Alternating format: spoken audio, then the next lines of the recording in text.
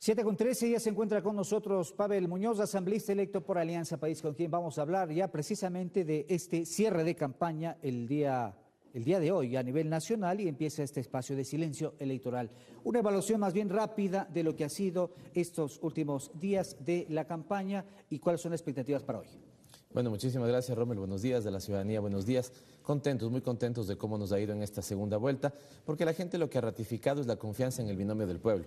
Ha ratificado la confianza en sus postulados del gobierno, en los principios que están detrás de este proceso, y ha sido clara en darnos 3 mandatos: que sostengamos lo que se ha hecho bien, que hagamos las modificaciones donde haya que hacer los ajustes, los cambios, y que sostengamos las políticas de Estado. Desde esta perspectiva es que consideramos que Lenin es el único candidato que expresa un cambio real para el país y que es una apuesta efectiva por el futuro. Usted fue secretario nacional de Planificación y en ese sentido usted tiene una visión, una panorámica de la situación del país. El día de ayer, en su conferencia económica, en un evento organizado por el IAEN, el presidente señaló que entregará al próximo gobierno una economía estabilizada y en crecimiento. ¿Cómo se logró este objetivo?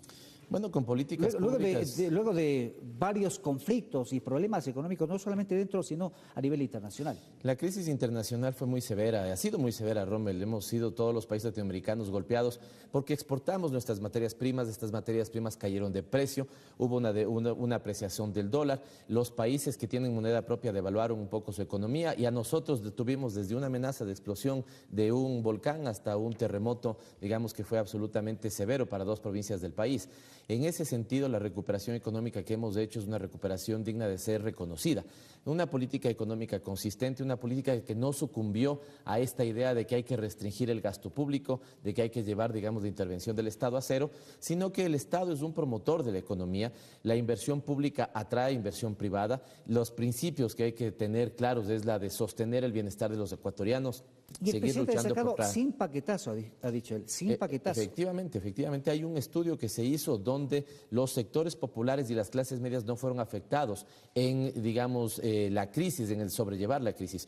Hoy mejoran los indicadores de recaudación, hoy mejoran los indicadores de la captación de recursos que hace la banca, por eso estamos en un buen momento para otorgar crédito para la producción, crédito para la agricultura, la agroindustria, así que se lo ha hecho bien.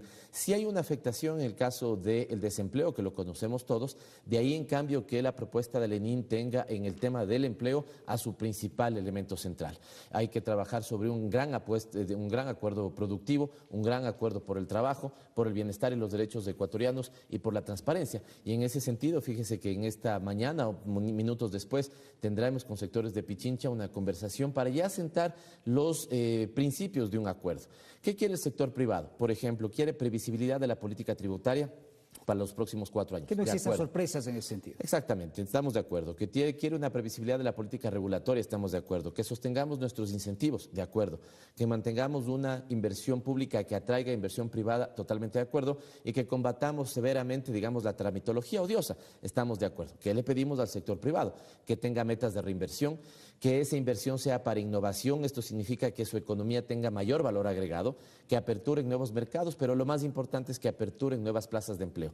Si estamos los dos de acuerdo en eso, bueno, entonces tengamos ese gran acuerdo productivo que al final será bueno para la población. En una perspectiva, Rommel, la economía debe tener un sentido político, y ese sentido es apostar por la erradicación de la extrema pobreza, tener una sociedad más justa y más equitativa, porque eso no le hace bien solo a un sector, le hace bien a toda la sociedad. Quiero preguntarle también una frase que ha dicho el presidente en foros nacionales e internacionales. Él ha dicho que el desarrollo depende de la visión política que se tenga, es decir, de quién está a cargo del poder. ¿Qué significa esto? Totalmente de acuerdo, hemos compartido siempre con el presidente ese principio. Un ejemplo, si yo tengo de presidente un banquero, es muy probable que su apuesta sea, altísimamente probable que su apuesta sea para el capital financiero especulativo, la economía de casino. Si detrás lo que tengo es alguien que tiene un principio de apostar por una sociedad más justa, más equitativa, donde la clase media sea importante, donde los sectores pobres sean importantes, va a volcar su política pública en atención a esos sectores. ¿Dónde está un elemento, digamos, donde esa frase opera? La visión política que tenemos detrás. Por ejemplo, Lenin y nosotros pensamos en derechos y en ciudadanos. Hay otros que piensan en zonas francas y en clientes. Ahí hay una diferencia fundamental en el enfoque político. Visiones totalmente distintas. Desde el enfoque, los principios y las políticas políticas públicas. ¿Por qué digo de los enfoques? Usted debe haber oído que el candidato de la banca plantea una competencia entre las escuelas públicas. Nosotros planteamos los principios, ¿no es cierto?, de igualdad de derechos.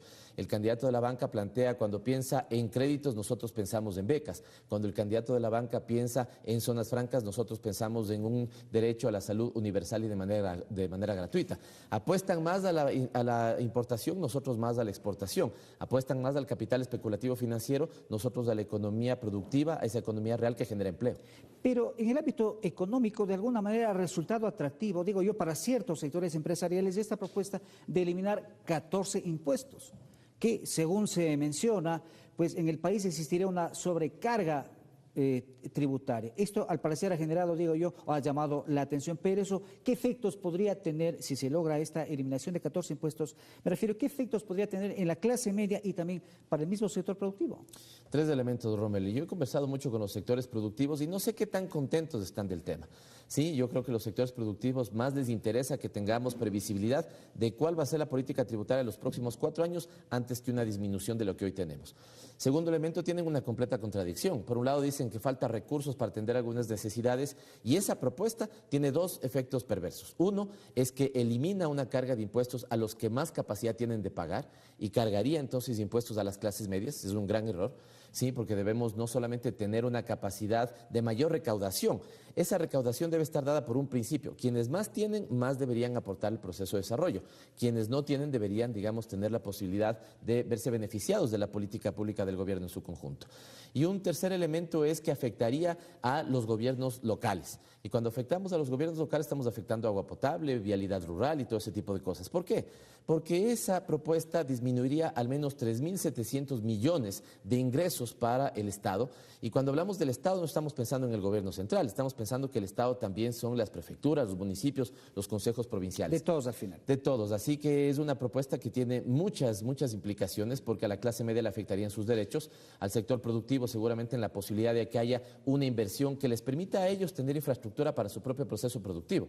Las carreteras les sirven también al sector productivo, las hidroeléctricas les sirven al sector productivo, los proyectos multipropósito pueden regar 409.000 hectáreas, así que digamos cortarse la mitad de un brazo no es muy fácil. Gracias. Digamos, en economía. Gracias a Pavel Muñoz, asambleísta electo por Alianza País y exsecretario nacional de Planificación. Nosotros continuamos.